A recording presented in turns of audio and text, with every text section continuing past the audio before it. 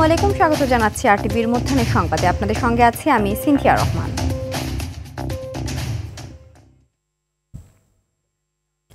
মারধর ও হত্যা চেষ্টা মামলায় নিম্ন আদালতে আত্মসমর্পণ করে জামিন পেলেন চিত্রনায়িকা পরিমণি। ক্যারিয়ার নষ্ট করার জন্যই উদ্দেশ্য প্রণোদিত এই মামলা বলে জানান চিত্রনায়িকা। এ সময় জামিন পেয়ে সন্তোষ জানান তিনি। গেল রোববার ঢাকার চিফ জুডিশিয়াল ম্যাজিস্ট্রেট আদালত চিত্রনায়িকা পরিমণির বিরুদ্ধে অভিযোগ গঠন করে বিচার শুরুর আদেশ দেয়। একই সঙ্গে তার বিরুদ্ধে গ্রেফতারি পরোয়ানা জারি করা হয়। 2021 সালের 6 জুলাই বোট ক্লাবের সভাপতি ব্যবসায়ী নাসির উদ্দিন মাহমুদ বাদী হয়ে পরিমণি সহ 3 জনের বিরুদ্ধে করা মামলা পরিপ্রেক্ষিতে এ রায় দেয়।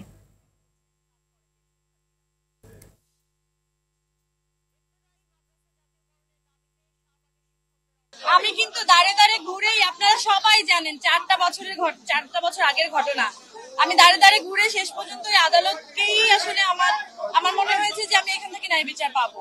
আমি এখান থেকে আশাহত চাই না, আশাহত হতে চাই না, আমি সত্যি আশা হারাতে চাই না, আমার একদম বিশ্বাস নিয়ে থাকতে চাই যে শেষ পর্যন্ত সত্যের জয় হোক। সাবেক দুর্যোগ ব্যবস্থাপনা ও ত্রাণ প্রতিমন্ত্রী এনামুর রহমানকে গ্রেফতার করেছে ঢাকা মেট্রোপলিটন গোয়েন্দা পুলিশ। গেল রাতে রাজধানী বসুন্ধরা আবাসিক এলাকার একটি বাসা থেকে তাকে গ্রেফতার করা হয়েছে। ঢাকা জেলা উত্তর গোয়েন্দা পুলিশের ইনচার্জ জালাল উদ্দিন জানান, গোয়েন্দা তথ্যের ভিত্তিতে রাজধানী বসুন্ধরা আবাসিক এলাকায় অভিযান চালানো হয়। এ সময় আত্মগোপনে থাকা এনামুলকে একটি ভবন থেকে গ্রেফতার করা হয়। তার বিরুদ্ধে বৈষম্য বিরোধী আন্দোলনে ছাত্র জনতার মিছিলে হামলা ও হত্যার অভিযোগ রয়েছে। এছাড়া ক্ষমতার অপব্যবহার ও জ্ঞাত আয় বহির্ভূত সম্পদ অর্জনের অভিযোগ রয়েছে তার বিরুদ্ধে। দর্শক, গতকালের সংঘর্ষের পর উদ্ভূত পরিস্থিতি নিয়ে ঢাকা কলেজ থেকে সংবাদ সম্মেলন করছেন 7 কলেজের শিক্ষার্থীরা। সরাসরি চলে যাচ্ছি সেখানে। বিশ্ববিদ্যালয়ের শিক্ষার্থীদের সংঘাতের দায় নিয়ে ঢাকা বিশ্ববিদ্যালয় প্রশাসনকে ক্ষমা প্রার্থনা করতে হবে এবং প্রো ভিসি মামুন আহমেদকে পদত্যাগ করতে হবে। 2, ঢাকা কলেজ শিক্ষার্থী রাকিবকে হত্যার উদ্দেশ্যে হামলা সহ ঢাকা কলেজের শিক্ষার্থীদের ওপর নিউ মার্কেট থানা পুলিশের ন্যাক্কারজনক হামলার ঘটনায় ওসি সহ জড়িত পুলিশ কর্মকর্তাদের প্রত্যাহার করে তদন্ত সাপেক্ষে বিভাগীয় ব্যবস্থা গ্রহণ করতে হবে। 3, ঢাকা বিশ্ববিদ্যালয়ের যে সকল শিক্ষার্থী কর্তৃক ইডেন কলেজ ও বদরুন্নেসা কলেজ সহ 7 কলেজের নারী শিক্ষার্থীদের সম্পর্কে কুরুচিপূর্ণ মন্তব্য ও অশালীন অঙ্গভঙ্গির সঙ্গে জড়িতদের বিচারের আওতায় আনতে হবে। 4, ঢাকা বিশ্ববিদ্যালয়ের সাথে 7 কলেজের একাডেমিক এবং প্রশাসনিক সম্পর্কের চূড়ান্ত অবসান ঘটিয়ে 24 ঘন্টার মধ্যে বাতিল করে শিক্ষার্থীদের দাবি অনুযায়ী স্বতন্ত্র বিশ্ববিদ্যালয়ের রূপরেখা প্রণয়ন করতে হবে।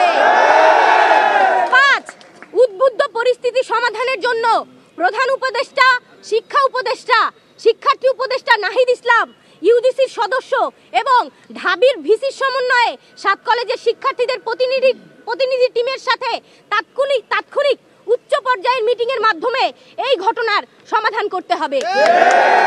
6, ঢাকা বিশ্ববিদ্যালয়ের সংশ্লিষ্ট এরিয়াতে সিটি কর্পোরেশনের জনসাধারণের জন্য উন্মুক্ত করে দিতে হবে। আপনারা জানেন 7 কলেজ 2017 সালের পর থেকে অধিভুক্ত হওয়ার পর থেকে 7 কলেজের শিক্ষার্থীরা বারে বারে রাস্তায় নেমেছে, বলেছে আমাদের সংকট নিরসন করেন। আমরা বারবার বলেছি এই যে শিক্ষার্থীকে বারে বারে মুখোমুখি দাঁড় না করিয়ে এই সংঘাত না তৈরি করে এই বিষয়টির একটা সৃজনশীল সমাধান আপনারা দেন, কিন্তু এই সৃজনশীল সমাধান যতদিন পর্যন্ত দেওয়া না হবে এই সংঘর্ষ কিন্তু চলতেই থাকবে। এই কথা কিন্তু আমরা স্পষ্টভাবে বলে দিতে চাই। তাই আমরা বলছি অতি সত্বর 7 কলেজের এই যে সংকট, সেই সংকটের সমাধান করতে হবে। আচ্ছা, আমি মোহাম্মদ সজিবউদ্দিন, ঢাকা কলেজ। আমাদের যে 24 ঘন্টা সময় দিয়েছে সেটা একটু আমরা সংশোধন করলাম, সেটা হচ্ছে 4 ঘন্টা হবে। 4 ঘন্টার ভিতরে বিকেল 4টার মধ্যে প্রো ভিসি মামুনকে পদত্যাগ করতে হবে। আর এই আমাদের ঢাকা কলেজের শিক্ষার্থী রাকিবের উপরে যেভাবে নির্মম যেই ফ্যাসিস্ট আওয়ামী লীগের আমলে পুলিশ যেভাবে হামলা করত ঠিক সেম কায়দায় হামলা হয়েছে। আগামী 4 ঘন্টার ভিতরে এই হামলাকারীদেরকে শনাক্ত করে বিচারের আওতায় আনতে হবে। যদি না নেয় 4 ঘন্টা পরে Dhaka college, Titumir college, 7 college সহ আমরা কঠোর কর্মসূচি দিতে বাধ্য হব।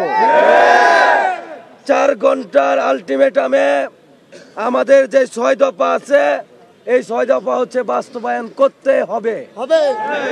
যদি না করে তাহলে আমরা 4 ঘন্টা পরে আমরা কঠিন কর্মসূচির দিকে যাব। আমরা 4 দিন 5 দিন কিংবা 24 ঘন্টা বেঁধে দেব না আর। কারণ যখন বৈষম্য 7 কলেজে যে সংকটের বিরুদ্ধে যখন আমরা দাঁড়িয়েছি তখন ঢাকা বিশ্ববিদ্যালয়ের প্রশাসন আমাদের উপরে লাঞ্ছনা, বঞ্চনা বিভিন্নভাবে হ্যায় প্রতিপন্ন করে আমাদেরকে আরো ড্যামেজ করার চেষ্টা করেছে। আমরা যখন প্রতিবাদের সুর তুলেছি তখন এই মামুন বাহিনী দিয়ে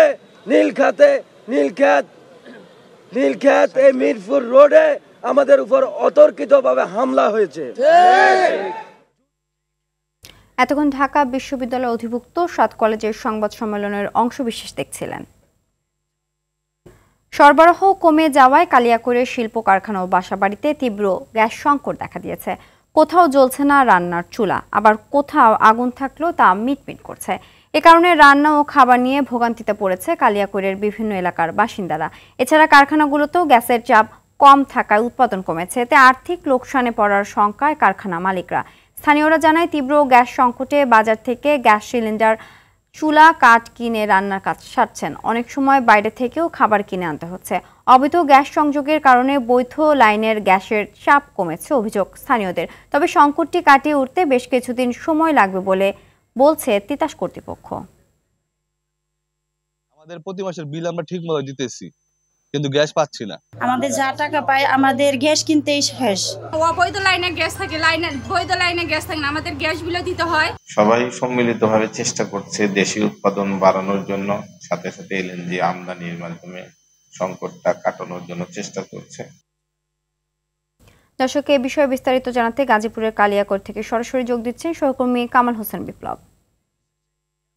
বিপ্লব, গ্যাস সংকটের বিষয়ে আর কি তথ্য আছে আপনার কাছে? সমস্যা সমাধানে কর্তৃপক্ষ কোনো উদ্যোগ নিয়েছে কিনা?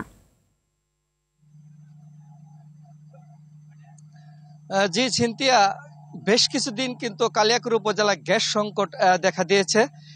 আমি একটু বলি, গাজীপুরের কালিয়াকৈরে প্রায় 3 শতাধিক শিল্প কারখানা রয়েছে। আর এইসব শিল্প কারখানায় গ্যাস সংকটের কারণে কিন্তু উৎপাদনে ব্যাহত হচ্ছে।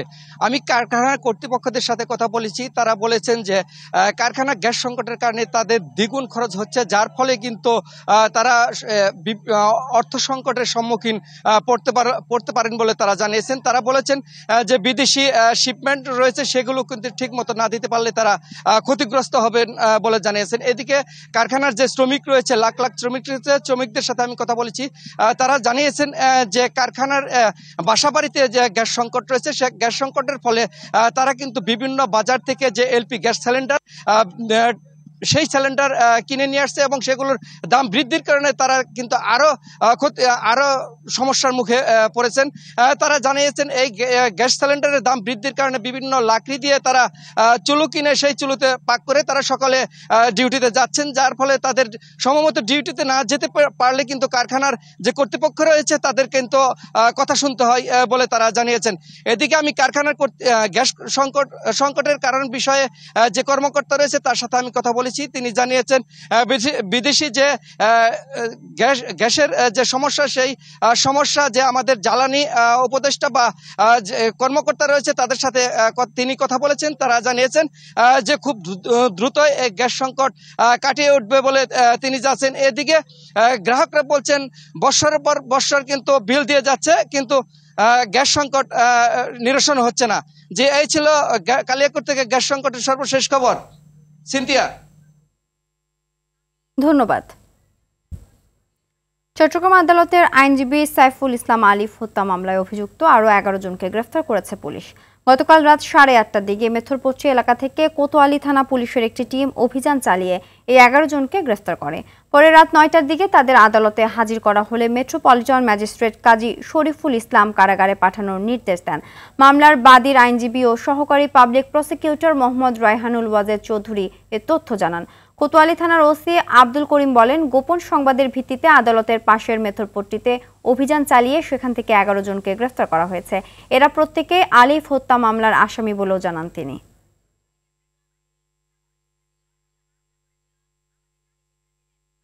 উত্তরের জেলা কুড়িগ্রামে ঘন কুয়াশা ও হিমেল হাওয়ার সঙ্গে পাল্লা দিয়ে বাড়ছে শীতের তীব্রতা।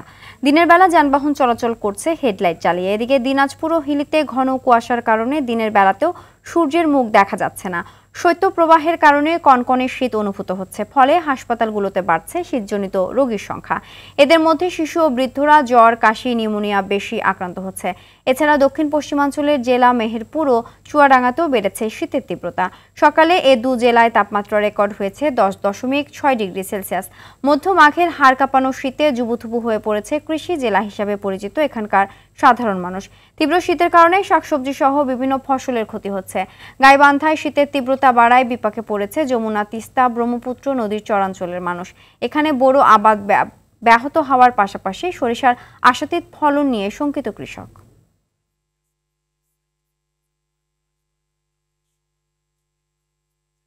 পবিত্র শবে মেরাজ আজ ইসলামের এক মহিমান্বিত রজনী। 1446 হিজরি সালের 7ম মাস রজবের 26 তারিখে শবে মেরাজ পালিত হয়।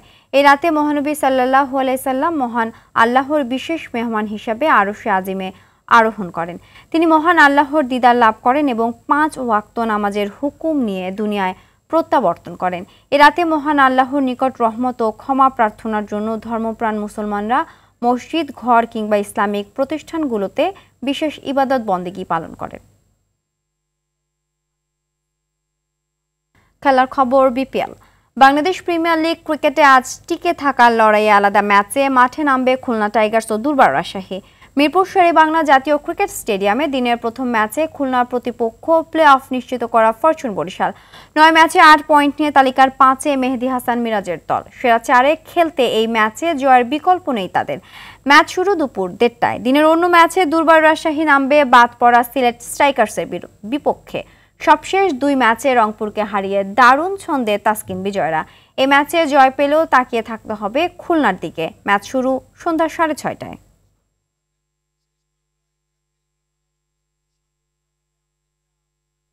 মধ্যাহ্নের সংবাদ এ পর্যন্তই। দুপুরের সংবাদ 1:45টায় দেখার আমন্ত্রণ রইল। ধন্যবাদ সবাইকে।